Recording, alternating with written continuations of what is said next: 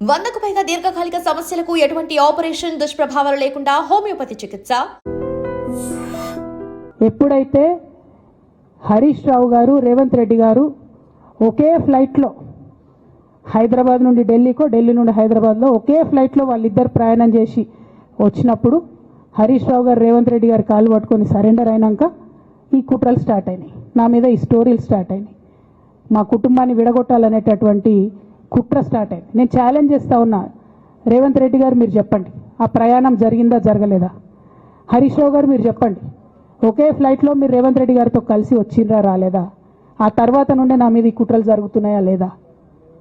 Surrender అయింది మీరు. ప్రతి ఒక్క విషయంలో దాదాపు ఒక 7-8 ఇష్యూస్ ఉన్నాయి, ఇన్సిడెంట్స్ ఉన్నాయండి. అఫీషియల్ పిఆర్ఓ ట్వీట్ చేస్తాడు, Congress party official PRO tweet చేస్తాడు, ముఖ్యమంత్రి గారు పిఆర్ఓ, ఈ పాల వ్యాపారంలో అవినీతి జరిగిందని. తెల్లారి 2-3 పేపర్లలో వస్తుంది, 3వ రోజుకి మాయమైపోతుంది. అదే కేటీఆర్ గారినేమో 3 సార్లు విచారణ పేరుతో పిలిచి వేధిస్తారు. అంటే కేసీఆర్ కుటుంబం నికార్స్గా బరిగీసుకొని కాంగ్రెస్ పార్టీతో రేవంత్ రెడ్డితో కొట్లాడుతున్నాం కాబట్టి మా మీదనేమో కుట్రలు జరుగుతాయి, మా మీదనేమో కేసులు పెడతారు. మీ మాత్రం 1 or 2 days హెడ్లైన్స్ వస్తే తర్వాత న్యూస్ గాయబవుతుంది. ఎన్ని జరగలే చెప్పండి హరీష్ రావు గారి విషయంలో? ఫస్ట్ పాల వ్యాపారం మీద ఏమొచ్చినాయి ఆరోపణలు? ఆనాడు బీఆర్ఎస్ పార్టీ గవర్నమెంట్లో SC ST BC హాస్టళ్లకు Harish Rao గారి పాల వ్యాపారం నుంచి పాలు సప్లై చేసిరనే ఆరోపణలు అయోధ్య రెడ్డి గారు ట్వీట్ చేసిండ్రు. గతం 2 రోజులు పోయిన ఆరోపణ ఎందుకు? సరెండర్. నెక్స్ట్ ఒక అభియోగం చేసిరు ముఖ్యమంత్రి గారు, రంగనాయక్ సాగర్ దగ్గర ఆయన ఫామ్ హౌస్ ఉంది, అది ప్రభుత్వ భూమి, కబ్జా చేసిండని. 1 day headline, 3rd day news గాయబ్, నో కేస్ నథింగ్. కేటీఆర్ పరిస్థితి ఏంటి? ఎన్ని కేసులు పెట్టిరు కేటీఆర్ అన్న మీద? ఎన్నిసార్లు పిలిచిండు విచారణకు? ఇవన్నీ పక్కన పెడదాం, నిన్నటి లేటెస్ట్ ఇష్యూ మాట్లాడదాం. కాళేశ్వరం కానీ ఇంకోటి కానీ ఏ ప్రభుత్వంలో అయినా పొలిటికల్ పాలసీ చేసేవాళ్ళు, విధానపరమైన నిర్ణయాలు తీసుకునే వాళ్ళు ముఖ్యమంత్రులు ఉంటారు. కింద ఉన్నటువంటి మంత్రులు దాన్ని ఎగ్జిక్యూట్ చేయాలి.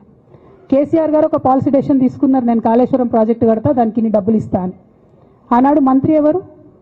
ఎగ్జిక్యూషన్ చేయాల్సింది ఎవరు? 2014 నుంచి 2018 వరకు తుమ్మిడిహెట్టి దగ్గర నుంచి మేడిగడ్డకు స్థలం మార్చినప్పుడు మంత్రి ఎవరు?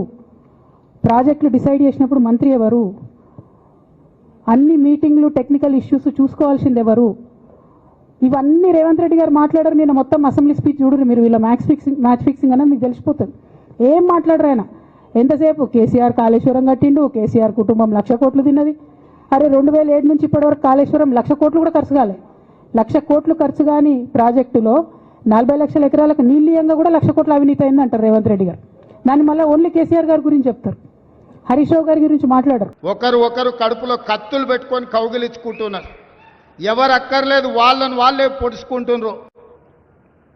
విపరీతమైన అవినీతి సొమ్ము వచ్చిన తర్వాత సొమ్ముల పంపకాలలో కుటుంబ పంచాయతీలు ఇవాళ కుటుంబంలోనే ఒకరు సహించుకోలేని పరిస్థితి. ఒకరి మీద ఒకరు యాసిడ్ దాడులు చేసుకోవాలని ఒకరిని ఇంకొకరు నవ్వుతూనే కడుపులో కత్తులు పెట్టుకొని కౌగిలించుకునే పరిస్థితులు ఈ రాష్ట్రంలో దాపురించినాయి. పాపం ఊరికే పోదు. పెద్దలు చెప్పిండ్రు, చేసుకున్న వాడికి చేసుకున్నంత మహానుభావ అని చెప్పిండ్రు. చేసిన పాపాలు ఎక్కడికి పోవు, ఖచ్చితంగా ఆ పాపాలు వెంటాడుతూనే ఉంటాయి. వాళ్ళు అనుభవించి తీరాల్సిందే. ఆయన వెనకాల ఈయన ఉన్నాడని, ఈయన వెనకాల ఆయన ఉన్నాడని. నేను ఒక మాట చెప్పదలుచుకున్నాను, అంత చెత్తగాళ్ళ వెనకాల నేనెందుకు ఉంటానయా? నేను నాయకుడిని ఉంటే ముందుంటా, మా వాళ్ళకి తోడుకుంటా. వాళ్ళ కుటుంబాలు వాళ్ళు కత్తులతో పొడుచుకొని హరీష్ రావు, సంతోష్ రావు వెనకాల రేవంత్ రెడ్డి ఉన్నాడు అని ఒకరంటే, లేదు కల్వకుంట్ల కవిత గారు వెనకాల రేవంత్ రెడ్డి ఉన్నాడని. మీరంతా దిక్కుమాల్లో అని తెలంగాణ ప్రజలు బండకేసి కొడితే మీ వెనకాల ఎవడన్నా బుద్ధునోడు ఉంటాడా? అన్నం తినవాడు ఎవడన్నా మీతోను ఉంటాడా? నేను ఉండేది పాలమూరు జిల్లా, 4 కోట్ల తెలంగాణ ప్రజల వెనుక ఉంటా, తోడుంటా, వాళ్ళ కోసం పని చేస్తా. నాకంత సమయం లేదు ఇంత పనికిమాలతో కలిసి, లేకపోతే మీకు మీరే పంపకాలలో వచ్చిన పంచాయతీలు మీరే పొడుచుకుంటారు. మేము చూస్తే చాలు. జరుగుతున్న పరిణామాలు అందరికీ తెలుసు. దయచేసి మీ వివాదంలోకి మీ కుటుంబ పంచాయతీలనో మీ కుల పంచాయతీలనో మమ్మల్ని లాగకండి, మాకు ఎలాంటి ఆసక్తి లేదు, మిమ్మల్ని ఎప్పుడో ప్రజలు తిరస్కరించిండ్రు, మీరు కాలం చెల్లిన 1000 రూపాయల నోటు లాంటోళ్ళు, కాలగర్భంలో కలిసిపోతుంది ఆ పార్టీ. ఒకప్పుడు జనతా పార్టీ కూడా గొప్ప పేరుండే, కానీ జనతా పార్టీ కనుమరుగైంది. ఆ తర్వాత తెలుగుదేశం పార్టీ ఒక అద్భుతమైన పార్టీ, చాలామందికి అవకాశాలు కల్పించిన పార్టీ. కొంతమంది కుట్రల వల్ల ఆ పార్టీ కూడా ఈరోజు తెలంగాణలో ఒక సమస్యను ఎదుర్కొంటుంది. మరి ఇన్ని దుర్మార్గాలు చేసిన మీరు మాత్రం ఎట్లా మనుగడ సాధిస్తారు?